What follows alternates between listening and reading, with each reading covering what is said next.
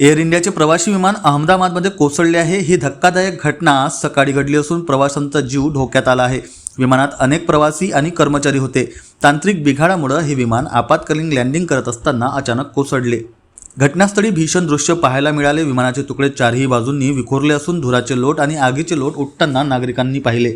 अग्निशमन दल, आपत्कालीन वैद्यकीय सेवा आणि पोलीस प्रशासन घटनास्थळी पोहोचले आहेत। बचाव कार्य युद्ध पातळीवर सुरू आहेत। काही प्रवाशांना गंभीर दुखापती झाल्याचे वृत्त आहेत। जखमींना जवळच्या रुग्णालयात हलवण्यात आले आहे। तांत्रिक बिघाडीमुळे अपघात झाला असावा अशी शक्यता व्यक्त केली जात आहे। मात्र काही तज्ञ निष्काळजीपणाचाही संशय व्यक्त करत आहे। या दुर्घटनेमुळे लोकांमध्ये प्रचंड संताप आहे। विमान वाहतुकीच्या सुरक्षेवर प्रश्नचिन्ह उपस्थित झाला आहे। सरकारकडून चौकशीचे आदेश देण्यात आले असून DGCA आणि विमानतळ प्राधिकरणाकडून तपास सुरू आहे।